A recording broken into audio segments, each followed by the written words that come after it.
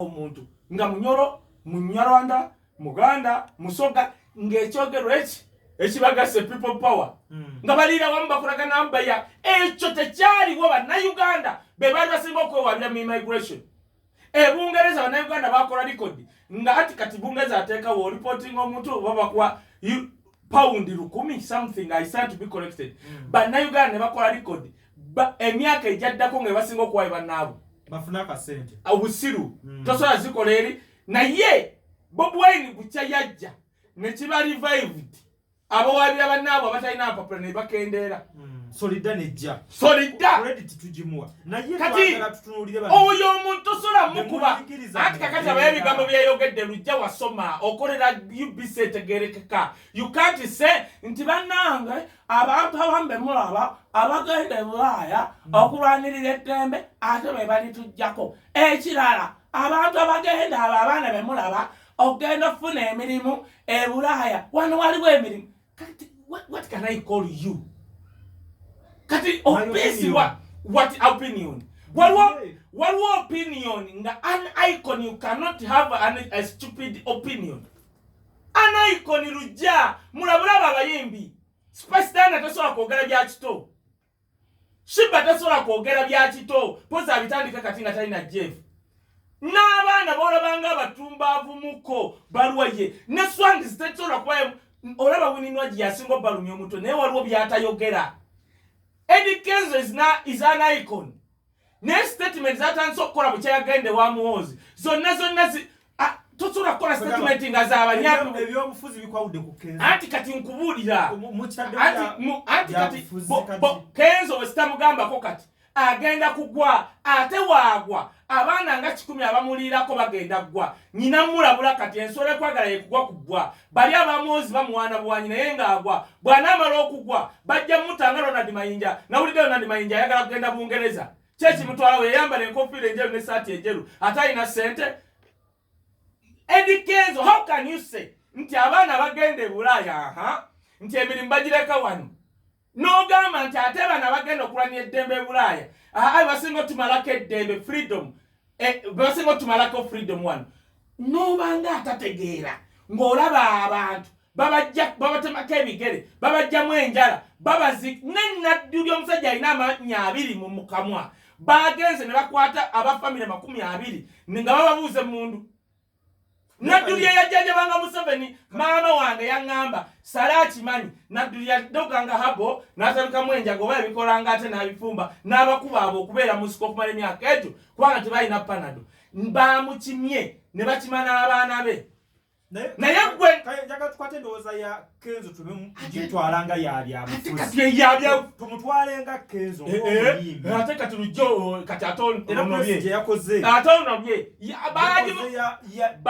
bagimugambye wuliriza bagimugambye agikole pressure anti basooka anti kati waliwo bamuweera ennyonyi kyenjagala okugamba okwambadde saagala kimugamba waliwo ne mission yemukyova kyamuluma nnyo Bobiwine obutajja etokima gwe wano ensi zezisinga okolagana nazo North Korea oyo bitama president wa North Korea waliwo omuganda we yali amusumbua kati n'amutumira akawala nga basitegedde agenda kuyita ku airport ya Malaysia kati aba ayitawo akawala ne kavuga hello how are you bye noli n'asiibula teyalinnya nnyonyi bwe yafiira lwaki Eddie Kenzo kyamuluma nnyo Bobiwine obutajja Bobiwine amala Katonda ali 1 amuganye 2 information agifunye lwaki kyamuluma nnyo Eddie Kenzo alyoka agane ku kisaawe no waliwo reason ani agambye eruwa tumaze okubeera jukira Kenzo gyatandika ate kati atandikidde ne Bobi teyamweganye teyamweganye enyimba Kenzo ze yamweganye naawe zonna nga jjayo kwegamba ali ku mugendo nalaba Eddie Kenzo ku interview nga bali ne Ibula era kyanewunyisizza nnyo Ibula obutawabula Eddie Kenzo bali ne Ibula nga bawakana nga balina embiranye Eddie Kenzo ne Bebe nga agamba Eddie Kenzo is a dancer. Nze to me Bebe kyali ategeeza singa nali nyina obuyinza obumuwabula yali alina gamba nti Eddie Kenzo is more of a dancer than a vocal artist. Osegera nejesula kwa kale we oba perspective yakyogeramu abantu bafunamu kirala Bebe kyali ategeeza nze kye nafuna nti Eddie Kenzo is more of a dancer than a vocal artist. Buli omwachi manyi. Chobola fena twewunya ni mu East Africa. Nti bana Eddie Kenzo ku Grammy ene just tukakone buli omwachi awunya ku mavoka agali wano mu East Africa abana ge bakola okuyimba naweziba video naye munange yaliyo. Now mwayo interview je bakola ne Ibula Eddie Kenzo yagamba bwati uli ebigambo bino yagamba chameleon omuteeka wali okuma yabambuza kigambo kyabayita legend Ibula yamugamba bebe cool legend ko yenedda namugamba lwaki namuga kakunyonye legend Eddie Kenzo bagamba naga legend ye muntu asikiriza abalala takoma basikiriza busikiriza naye n'abafuula bakabi. That was the explanation of Eddie Kenzo. Nagamba bwati chameleon wayimirira bwati olaba King Saha otende no wanyonyola abalala sibajjukira bayanyonyola n'amala n'agamba bw'omala oyo n'agamba Bobiwine n'agamba Bobiwine wayimirira tonoonya balala olaba nze balina Ibula kyababuuza nga kyageza kutugamba nti ye omuntu eyamujja ku zero pakufuula wali owakabi is Bobiwine. Eyamala n'atamubeererawo. Tofaayo. Kitaawo agaana okujja ku kintu ekimu nga yakola ebintu 10 owaluka buwalusi. Nina obadde kisinzira. Ati kati gwe muzeeyi. Kati nze nzaaliddwa Abaganda. Let me hope you Muganda. Waliwo ebintu omuntu akulidde mu Buganda byatakola. Singa nsanga omwesana nga afuka ku kkubo. That's normal. Omuganda cannot. Era mba nkyewuunya. Omwesana watambula nga agaya, that's normal. Omuganda cannot. Civilization kiriza mnote Muganda. But bano bonna ne bakigaana. Tugirabidde ku Baganda. Community n'abantu abakulidde mu Buganda. Very different. N'ojja mu family ewaffe. Basita bange abazaliddwa mu Buganda ne bakulira wano. Banjawulo nnyo ku bakulidde Isingiro. Now mpuliriza. Eddie Kenzo agapwana ze nalo Eddie Kenzo ngakubye nategedde nnimba omukwano gose na ng'oluyimba lulungi naye nga talina gy'alaga ng'asibaawo ne big eye. Baakola oluyimba ne muganda Bobiwine n'aba mu video n'apushing byonna bitunyinya nga tuli mu Serena n'agamba ali musajja oyo era yali adda mu Bebe Cool n'agamba omusajja oyo gwe mulaba nti otyo okumanya wakabi yakwata nze nga bulaba chameleon yakwata King Saha.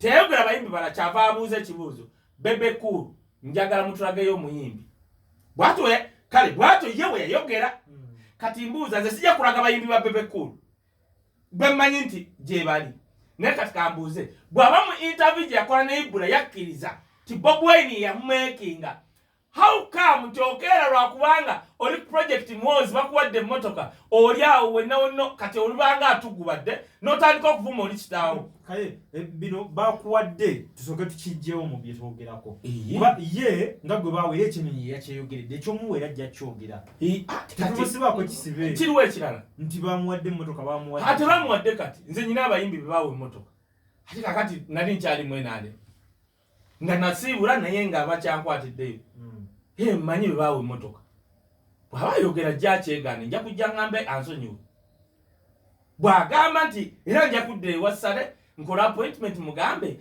omusajja yagamba tumuwanga ku mmotoka kibi kyekiri mu mbeera ya problemu yange lujja nze siganye muntu lujja kankubuulire kati nze ngenda kutuuka nkukubire lubooyo nezo embaazi zijja kuvaamu ngenda mukubira kansooke maliza Eddie Kenzo addemu ku magezi ku kyaliko awo manyi kankuule lujja ndabyeko abantu abajja ewa Museveni ne batuuka ne baba excited abantu balinaanye muwozi ne baba excited nebuuzo baffe twaba tutya we've met these people we have their numbers we are not excited twogera nabo nze nyina ebintu 10 webiba 10 mwenda nga sikkanya na muwozi nyina bye mumanyiko ebirungi naye siri mwogezi we kubanga tusobola namwogerera nyina gwe mpagira otegedde now naye neewuunya lwaki bano abantu bwe babatuukamu batugubala nnyo baba excited kubanga Eddie Kenzo atambudde amawanga abadde Brazil alabyeko ku basita lwaki wajja mu bano abantu agwamu nnyo supu n'atuuka n'okugamba nti mu Uganda mulimu freedom kati oyomba n'amuddamu ntya ate era si yekka yagambya ani omulala n'abalala we bali Bannayuganda abalala nga poggo kyolaba nga batali freedom ye alabawo freedom anti kati lujja enjawulo yange naawe nina abantu benyina ne mu famire yange abalaba mu Uganda nti waliwo freedom kwa abagagga kubanga bakimanyi oba nayogera nti tewali freedom business abazijja genda omusajja yali naine accurate babadde bamukolako interview